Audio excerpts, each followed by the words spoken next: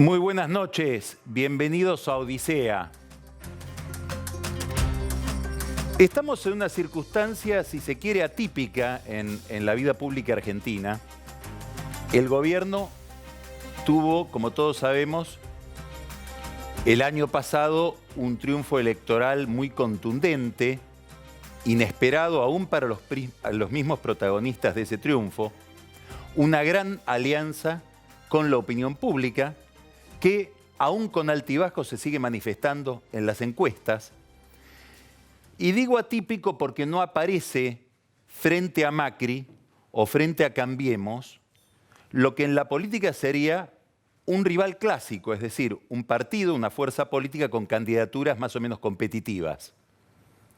Cuesta mucho imaginar, sobre todo por la crisis del peronismo, que tiene dimensiones múltiples, ya lo vamos a hablar después con nuestro invitado de hoy, que es Natalio Botana, cuesta imaginar un candidato para 2019 capaz de vencer a Macri, a tal punto que en el oficialismo trabajan con la hipótesis de 3 reelecciones.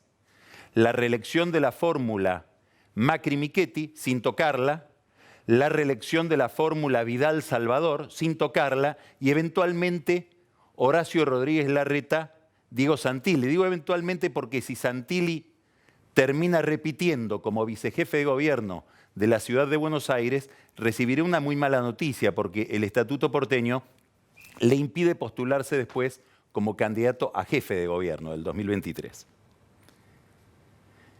¿Esto es positivo para el gobierno? Seguramente sí, pero plantea un desafío tal vez más exigente. ¿Por qué? Porque los verdaderos rivales de Macri hoy son las dificultades, los obstáculos que se interponen entre él y sus objetivos, y sobre todo con un objetivo que regula toda la política oficial, sobre todo en materia de la vida material de la Argentina, que es el crecimiento. Si ustedes analizan el discurso económico del gobierno, todas las promesas económicas del gobierno, la baja de impuestos, la reducción del déficit, los niveles de ocupación, no son promesas en términos absolutos, son todas comparaciones, proporciones de lo que va a crecer la Argentina. Si la Argentina no crece, todas esas promesas empiezan a quedar incumplidas. Por lo tanto, hay una obsesión en el gobierno que es lograr que la economía, después de una recesión que arrancó a mediados del 2015, mantenga un nivel de crecimiento aceptable durante varios años. Bueno, ahora, el motor de ese crecimiento seguramente no puede ser el Estado.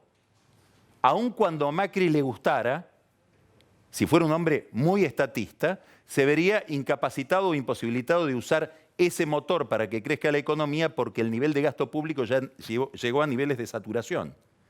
Si la Argentina tiene un nivel de gasto público, si sumamos nación, provincias y municipios, cercano al 45%.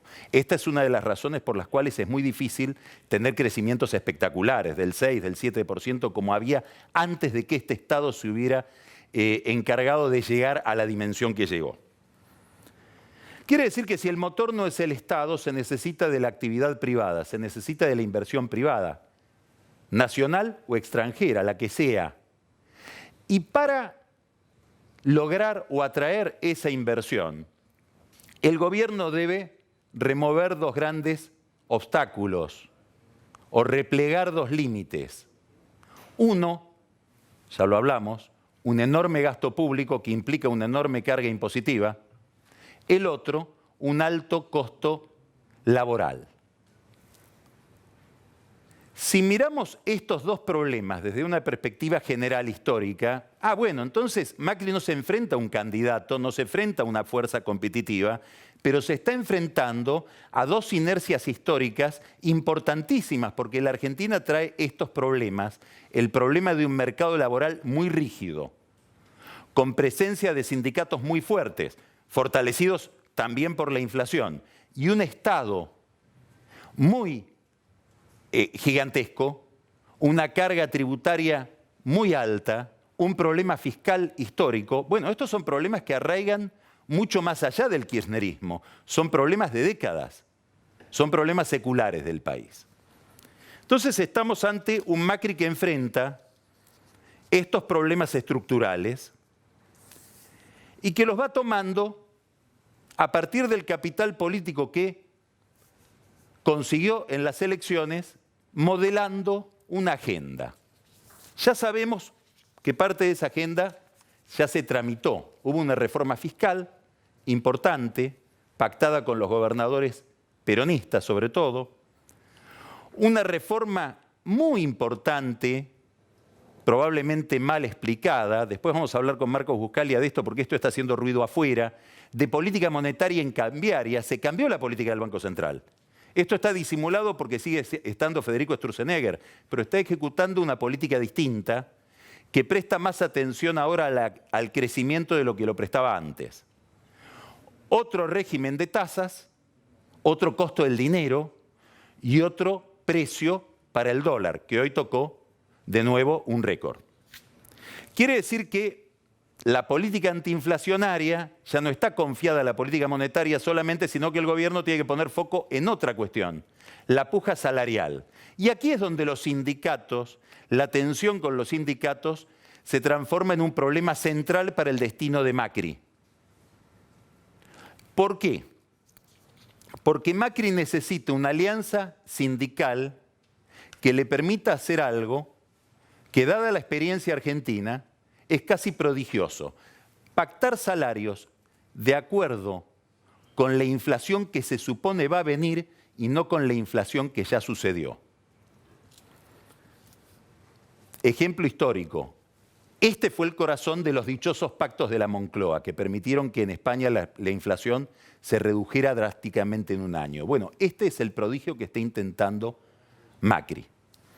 ¿Y la estrategia hasta ahora cuál fue? Una estrategia muy clara, creo que no explicada. Desmoyanizar la CGT.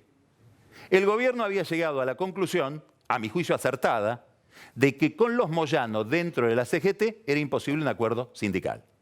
Y eso se demostró cuando habían firmado un acuerdo para una reforma laboral cuyo eje central estaba en incorporar desocupados al mundo de la ocupación, y los Moyano, que formaban parte de la CGT, que la habían pactado, que la habían escrito inclusive, a través de Hugo Moyano Hijo, que es el hijo abogado laboralista de Moyano, la hicieron saltar por los aires, a pesar de que formaban parte de la misma organización que había pactado ese programa. Por eso no se aprobó en el Senado. Quiere decir que el gobierno llegó a una conclusión. Con Moyano dentro de la CGT, no se puede llegar a ningún tipo de acuerdo, en lo que nos conviene es ponerlo a Moyano en la vereda de enfrente. Y ahí está Moyano en la vereda de enfrente, en un cálculo de costos y beneficios que para Macri concluye de la siguiente manera: es mejor tener conflicto con Moyano que Moyano me impida tener acuerdo con nadie. Si algún sindicalista conoce Macri es a Moyano. Convivieron en Manliva cuando los Macri eran los dueños de la recolección de basura de la ciudad de Buenos Aires. Y Moyano era el sindicato, como lo sigue siendo, de los recolectores de residuos, de los camioneros. Convivió Franco Macri con Moyano en el Belgrano Cargas, ambos por iniciativa de Néstor Kirchner. Conviven en el mundo del fútbol, ya que Moyano es presidente de Independiente y su yerno, Chiqui Tapia, es presidente de una AFA armada por Macri y por Daniel Angelici, el presidente de Boca. ¿Esa relación se va a romper? No sabemos. ¿Por qué? Porque tiene una dinámica que hoy nadie controla, y esa dinámica es judicial. Moyano está frente a dos problemas. Independiente, donde está acusado de lavado de dinero, y Oca. ¿Por qué Oca es un problema para Moyano? Más allá de que se diga que la empresa es de él, o que es de un testaferro que se llama Patricio Farcú, o que funciona como si fuera de él. Está en un problema porque Oca está en un concurso de acreedores, en un juzgado de Lomas de Zamora. Y los que saben de ese tema dicen que si uno mira los papeles del concurso, son un chiquero. Pases de dinero del sindicato a la empresa, de la empresa Independiente, del sindicato a la obra social. Bueno, ahí hay un problema grave para Moyano. ¿Alguien maneja ese problema? Él cree que Macri, pero da la impresión de que Macri ha tomado una decisión terminante en este caso, es no meterse, que es el peor daño que se le puede hacer a alguien con semejantes problemas. No se necesita darle la orden al juez para que avance. Basta con decirle al juez que no avance, si es que el juez obedece órdenes. Todo este panorama hace que dentro del gobierno y dentro del sindicalismo y en algunas empresas del sector que dependen del sindicato de camioneros, porque lo tienen como contraparte, hasta se haya conjeturado si al final de toda esta peripecia no va a haber un sindicato de camioneros intervenido. Es delicado el tema, porque Moyano lidera en serio a los camioneros, es decir, tiene consenso dentro de su sindicato. Entonces, cuando se piensa en quién podría ser el interventor, ¿saben en quién se piensa? En Chiquitapia, en su yerno, que fue expulsado del sindicato por Pablo Moyano, el hijo de Hugo Moyano, el más convulsivo de los hijos de Hugo Moyano. Quiere decir que la interna del sindicato de camioneros, como no podía ser de otra manera, se resolvería a través de una interna familiar. ¿Cuál es el objetivo de Macri? Doble. Quitar a Moyano de la CGT y constituir una alianza con una cantidad de gremios que, porque temen verse en el espejo de Moyano, de Balcedo, de Omar Suárez, el caballo que está preso, o porque entienden que no tienen fuerza política suficiente como para enfrentar al gobierno, entre otras cosas porque el peronismo no está dispuesto a defenderlos, un grupo de gremios que estaría dispuestos no a hacerse macrista, no a aliarse al gobierno, pero sí a facilitar esta operación de reducción de costos que implicaría una política salarial más racional respecto de la inflación. Ahí está la UOCRA, ahí está Comercio, ahí está la UOM, están los gremios del transporte, salvo aeronavegantes y camioneros, están gremios como el de Sanidad, que posiblemente pudiera poner al próximo secretario general de la CGT, Héctor Daer. Digamos, es un conjunto importante de gremios privados que hoy dialoga con Macri, algunos de los cuales, algunos de los representantes de esos gremios, están de viaje por Europa con Jorge Triaca. Después Carola Gil nos va a contar de ese viaje. Es uno de los problemas que se ha planteado Macri frente al sector sindical. El otro está transcurriendo en este momento en la provincia de Buenos Aires, se llama Roberto Baradel, los docentes. ¿Y por qué es un tema importante el de los docentes? Porque todos los gremios del sector público nacional y provincial están mirando a cuánto, en qué nivel se cierra la paritaria docente de la provincia de Buenos Aires, que va a ser la excusa para pedir por lo menos eso en el resto de las provincias. Y también en la nación. Estamos hablando de como un regulador de toda la política de salarios públicos que pega directamente en el problema fiscal. Y este año es distinto del año pasado, el conflicto. ¿Por qué? Porque ha sucedido algo que creo que no se midió en su real dimensión, y es que como una derivación importantísima, probablemente la más importante desde el punto de vista político, de toda la negociación fiscal y de la muy conflictiva reforma del cálculo de actualización de los saberes jubilatorios, el gobierno se llevó un fondo del conurbano. Entonces Baradel está frente a una Vidal con plata, o él supone que está, ya se viene en suponerlo, frente a una Vidal con más plata. Ahora me gustaría hacer una nota al pie de página. Retiremos el zoom, miremos el cuadro general.